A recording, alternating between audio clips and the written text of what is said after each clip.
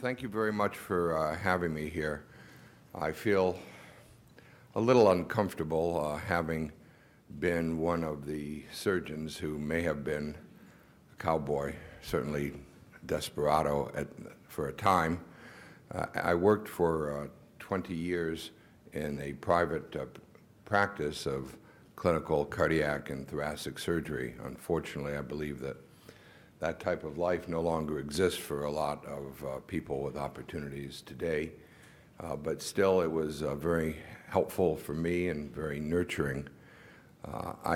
After 20 years, I went into the medical device area and had the luck of working with Dr. Fogarty, who was just quoted. I hope I wasn't considered part of the unnecessary and unfit, but as I've gone to the FDA, I'm sure that's what he would have considered me now. But I have had the opportunity to look at all of these things from multiple perspectives, and it gives me a little better insight as to how to balance a lot of the needs that we have. I've not had a lot of experience with pediatrics in general, although we've certainly had my share of it going through general surgery and cardiac surgical training, but I did not practice it.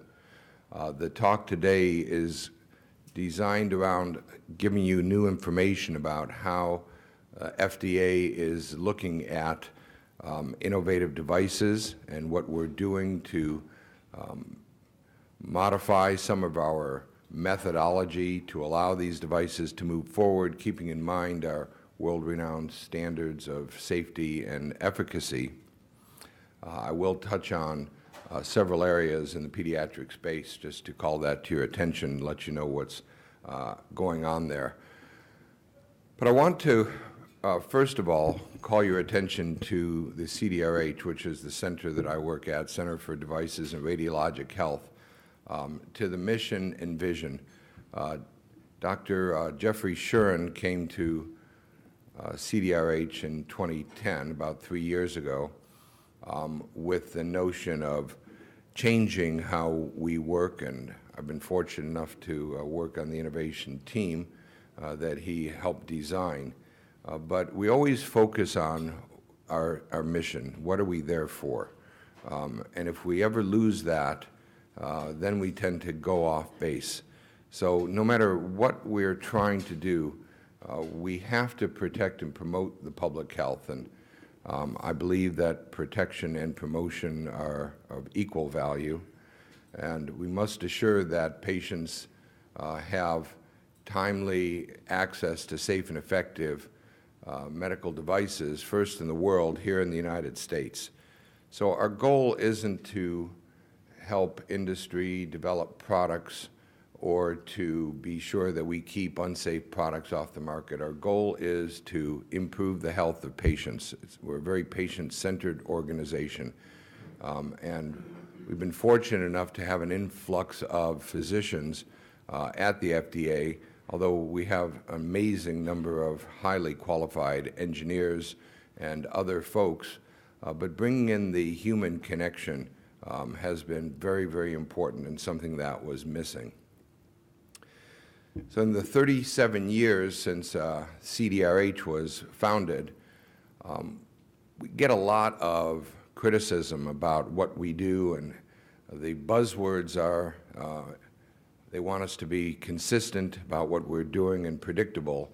And anybody who's worked in the operating room knows there's very little that is actually predictable or consistent about what we do, so it's difficult for the FDA to do that.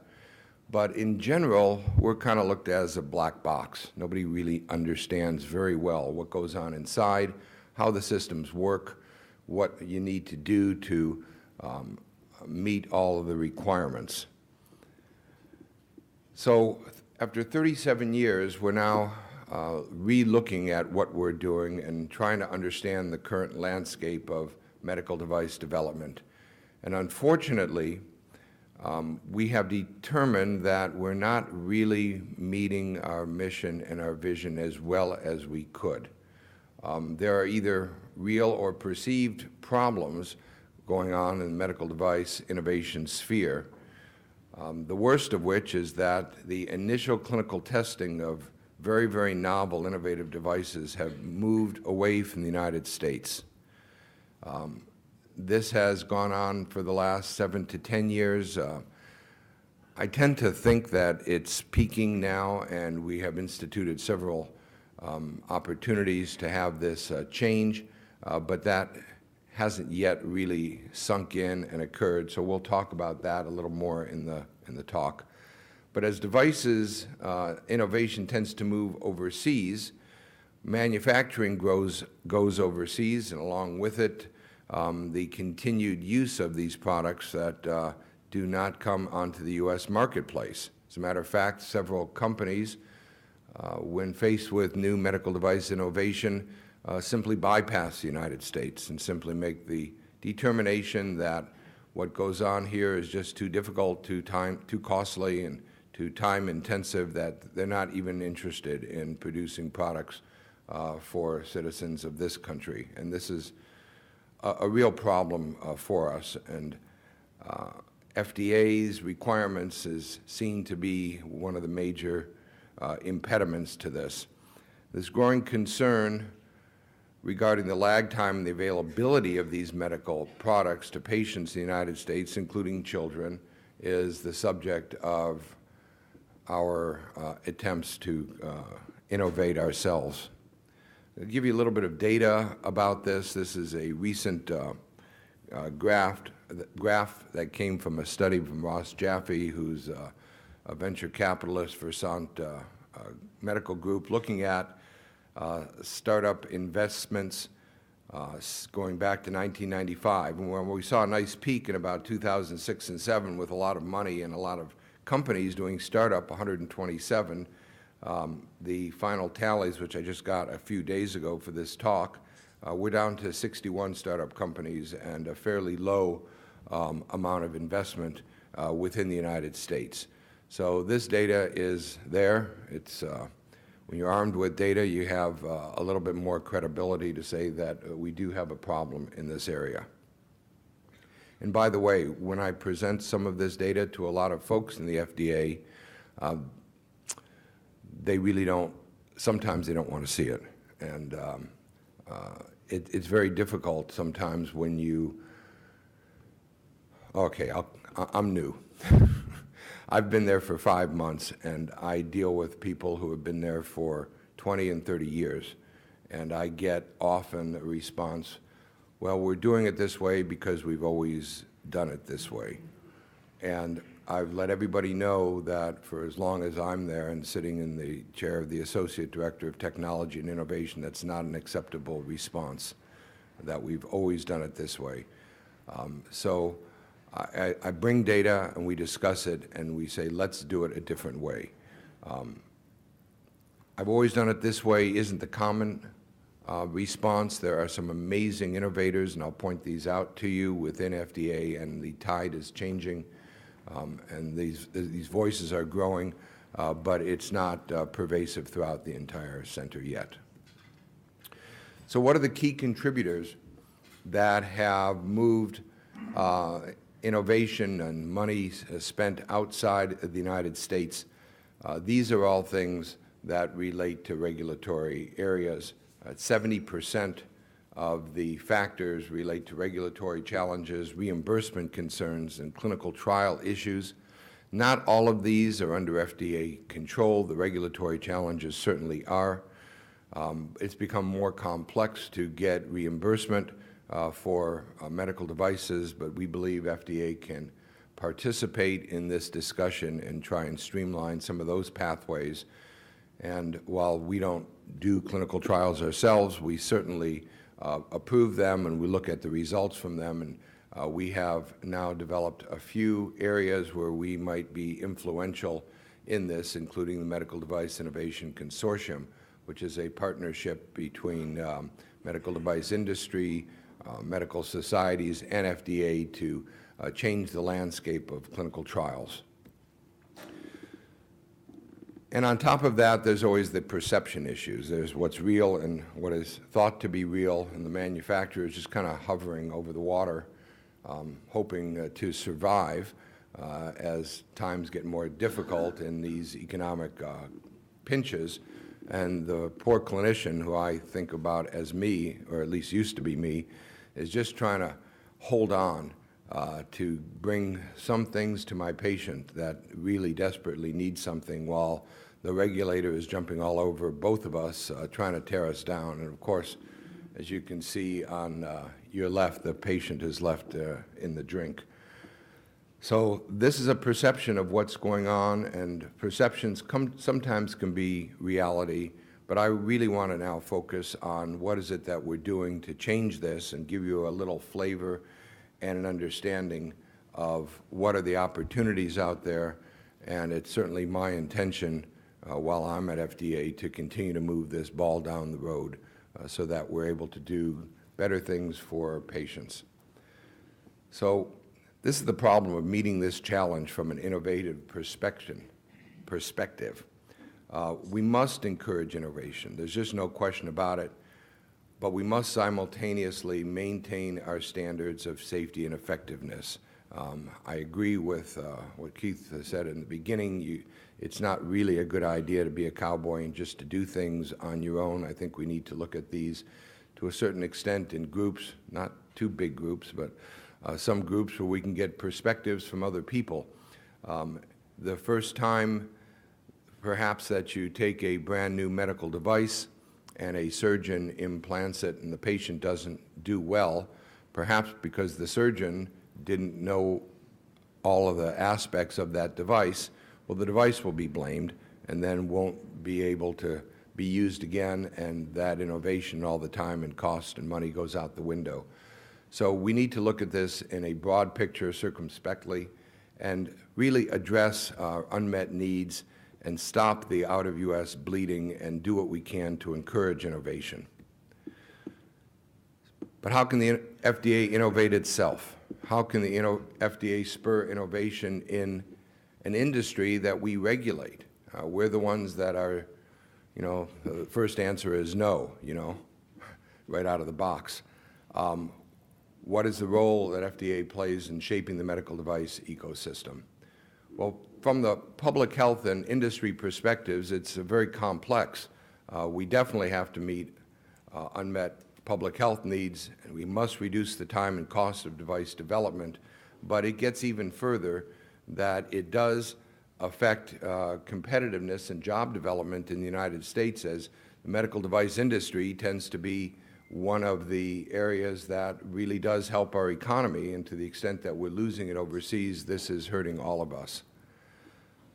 From an innovative perspective, there are two types of mindsets that cross a chasm. One is the production mindset. We have to do our basic work. We have to approve thousands of applications. We need efficiency, consistency, and predictability. But to innovate, we have to experiment and learn from failure and permit changes in directions as we see this. On the one hand, the production mindset is necessary to support industry and what they're doing. On the other hand, the innovation mindset is being built to transform FDA. With regard to industry, we certainly have a variety of types of companies. We have the large companies that live on predictability. It often gives them a competitive advantage over other companies. They want consistency. They know how to play the game. But that is not where surgical medical device innovation comes from. They really come from the small venture-backed companies who often don't know the rules, and they need a lot more hand-holding. This is the lifeblood of medical device innovation. The small companies, and eventually the big ones, buy them, and you get the products through the large companies. But it all starts at early feasibility trials and concepts and ideas from a few small people, sometimes even in a garage. So what are the innovation pathway principles that we live by? We realize that if we can really articulate the goals and know what we want to do, we can improvise the methods, and that it's okay to pilot ideas and fail as long as we fail fast, and pick up the ball and keep going. And as we like to use the motto of Edison, we ain't got no rules around here, we're trying to accomplish something. So the innovation program that I'm now heading has three primary goals: to shorten the time from concept to commercialization, to transform the user experience, and to make decisions that create forward momentum. That third one is probably one of the most difficult that we have to deal with. So let's go into them a little bit more deeply. Shorten the time from concept to commercialization. This is really, really critical. Time equals money. As small companies begin to develop their products, if they see a timeline of 7 or 10 years and $50 to $100 million, projects just aren't going to get started. It's not going to work. But it's not just FDA pedaling faster and doing our work more quickly. We need to focus on the total time from the early beginnings of interaction with FDA at pre-submission meetings through early clinical trials of prototypes onto pre-submission and submission for pivotal trials to finally come out the door with a pre-market approval. And early decisions have a much greater impact on success. Transform the user experience. One team approach is what we say all the time, especially when we sit in a room with industry and other people with other perspectives on the issue. It's not us against them. We need to be sure that we all get together and work as a team to collaborate and understand what is the process we're trying to fix and how can we do this together.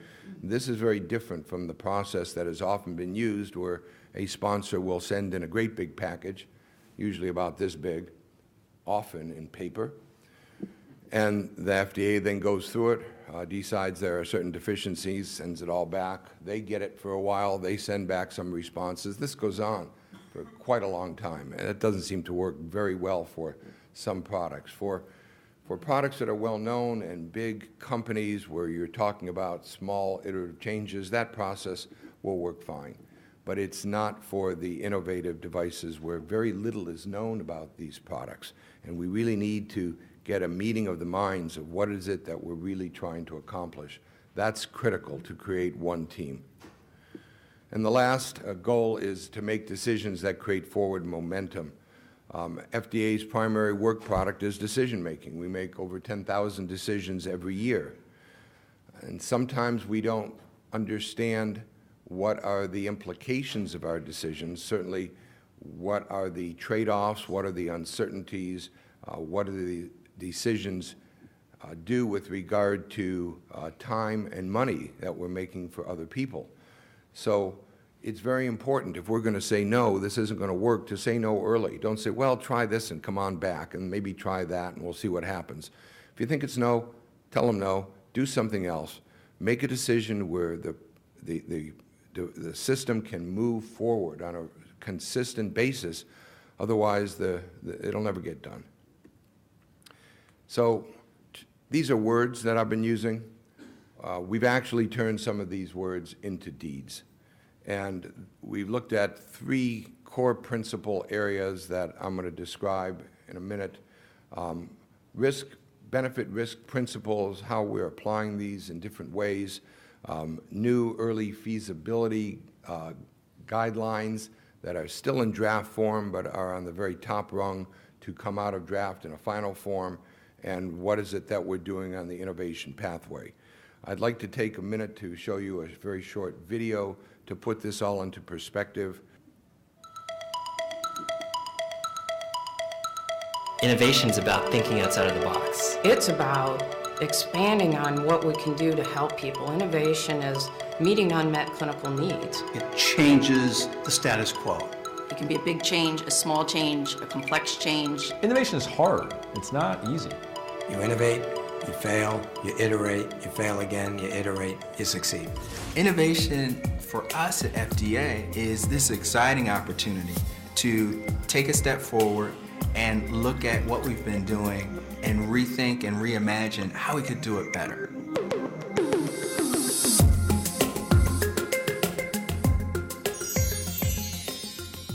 I think if the innovation pathway is successful, the ultimate winner is the American public. The most exciting aspect of it is that potentially patients will get their devices faster than they're currently getting them. The quicker we get them to market, the quicker patients can have access to them, and we boost the industry too. For me, the really exciting thing is changing the way we do business. I'm most excited about the new interaction between the innovator and FDA. The innovative pathway has gotten us together.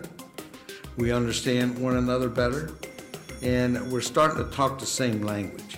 It also represents a real innovation in how FDA does business, an employment of a lean startup style approach, rapid prototyping, continuous learning, engagement with stakeholders early and often, all happening at light speed, that helps FDA deliver better on its mission for the American people. The innovation pathway represents a new way of doing business within the center's existing regulatory framework, one where FDA staff and innovators engage much earlier and in more collaborative and creative ways. If you have the FDA and the innovator on the same side of the table, looking at all that unknown out there that stands between you and the innovation becoming a reality, having the guidance and support and the open communication with the FDA would be fantastic.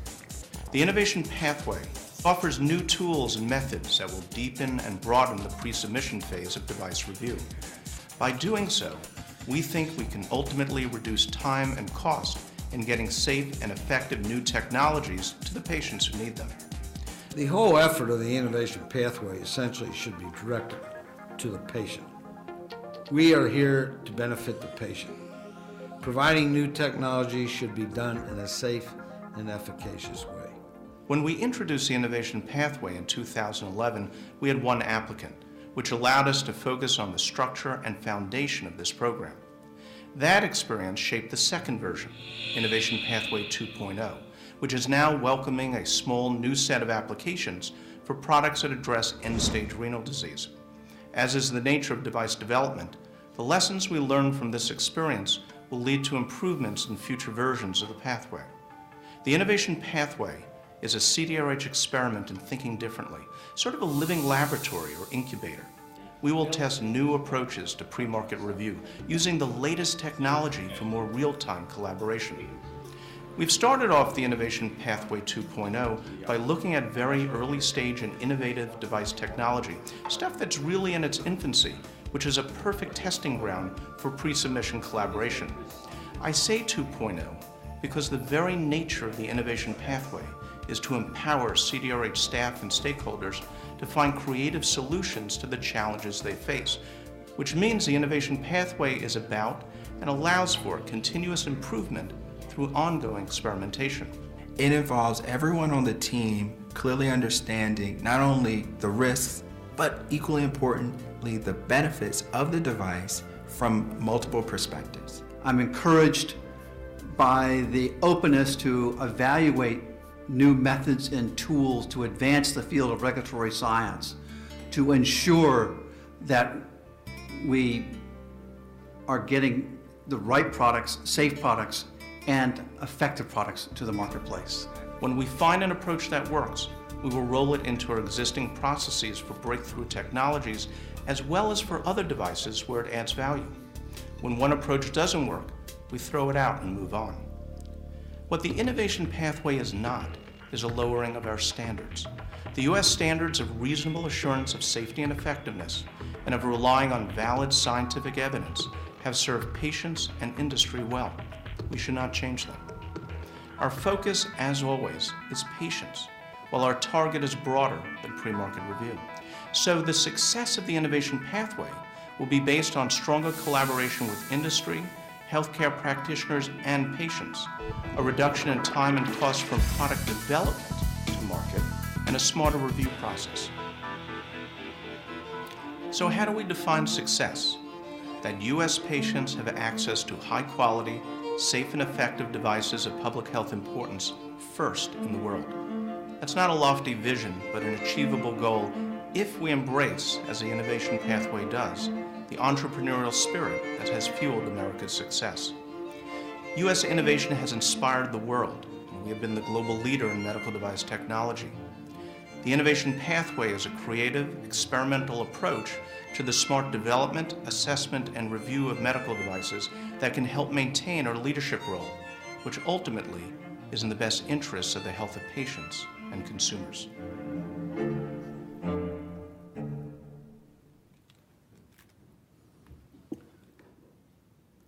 So I don't think that I could have said this better. So you can get a little sense as to what this is all about. It's been started for the last 2 years, beginning 2011.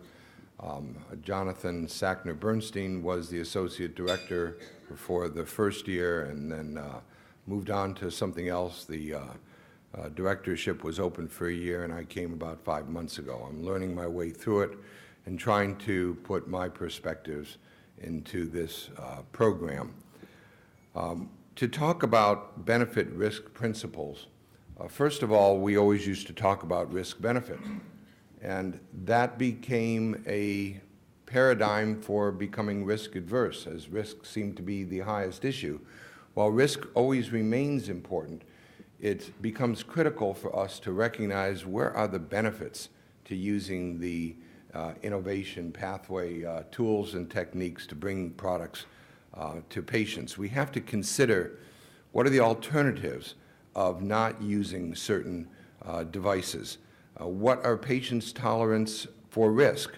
It's very, very different if you're going to be putting in a brand new aortic valve into a young person who has the whole life ahead of him. It may be risky, or versus a 90-year-old who is not capable of tolerating standard open heart surgery and is certainly going to die if left alone. These balances begin to change as we start to individualize what we do, and this is something that we don't always take into account. We have to pay attention to the alternatives and what the patient is going to face, as well as the severity of the disease itself that the patient is facing, and take into considerations what can we mitigate, how can we improve the balance of benefit and risk. So I want to mention a few pediatric products that actually have been approved through benefit-risk principles. And the first is the Medtronic Melody transcatheter pulmonary valve. This was approved for use by FDA in 2010. However, during the initial clinical trials, stent fractures were seen as an issue. This became quite a concern. However, when we again applied the innovation pathway principles, it seemed that the benefits exceeded the risk, and I believe that these products are now being used very safely in pediatric population and benefit a lot of children. And the alternatives are much more drastic and much more difficult. So this is one example. Another example is the development of pediatric-sized heart valves. The adult community makes heart valves generally sizes 21 to 27. What about the smaller sizes, the size 15? How can we change some of our thoughts through PMA supplements? And a white paper was written to streamline that pathway. The Berlin heart valve, which was developed in Europe for children use only. We actually requested that it be brought here, and our Office of Orphan Products provided partial financial support, and this was eventually approved for use in 2011. The Pumpkin Project, cardiopulmonary support for children. This is a process that is continuing with collaboration of NIH. We include one ventricular assist device and 2 ECMO products. Pivotal studies are about a year away. Early feasibility studies. This allows us to begin first-in-human trials when we're at the end of what we can learn in animals and bench. This gets us into human beings earlier. Key principles relate to the fact that the devices aren't fully understood, and we have some opportunities to iterate and to learn what happens in patients in very small, highly selected groups of patients at high risk. The Medtronic native outflow tract transcatheter pulmonary valve was just approved. Their IDE was approved in August 2012. using the early feasibility guidance. This was extremely resource intense, but it was approved within 6 months of initiation of the discussion to final approval. Recently, other activities that we've done on the innovation pathway include end-stage renal disease, where we have supported 3 companies at a variety of stages in their development to cut at least 3 to 5 years and millions of dollars in their development. And this so far has been very successful. All 3 of these companies have had approved IDEs and are going into clinical trials. We've developed the Entrepreneurs in Residency program, where we've been able to interact with leaders outside of the FDA. A lot of the folks that you saw in the video came to FDA as an entrepreneur in residence, including Dr. Fogarty, lending their ideas to us and allowing us to share this. This year, we have 3 teams, and we're looking at specific issues to streamline clinical trials, streamline approvals to reimbursement, and trying to find the right balance between pre- and post-market evidentiary requirements. These teams have completed their work. We're now coming out with proposals, and there will be a few public announcements about this very soon. And lastly, the Pediatric Innovation Device Consortium, which again was run out of our Office of Orphan Products. This is an attempt, a request for applications for groups of companies who act as an incubator, if you will, to help specifically work with pediatric device innovation to provide guidance on science, on business, on testing, on experience, regulatory skills, and there are multiple grants that will be given to a variety of companies to set up these consortiums to aid in this development. Innovation pathway requires a lot of effort. It's a lot of time. It seems to come at us as a tidal wave, but without it, we're going to be just treading water.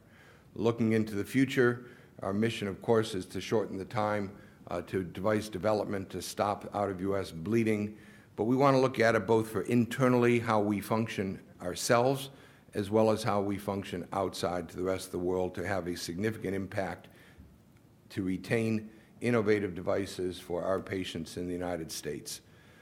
This is our group.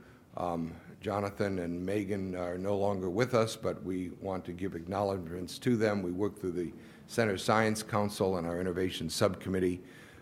Charles Dyer, myself, and Dr. Sharon form the basis of it, along with the Entrepreneurs in Residence and other teams. I thank you for your attention, for the opportunity to present this information to you.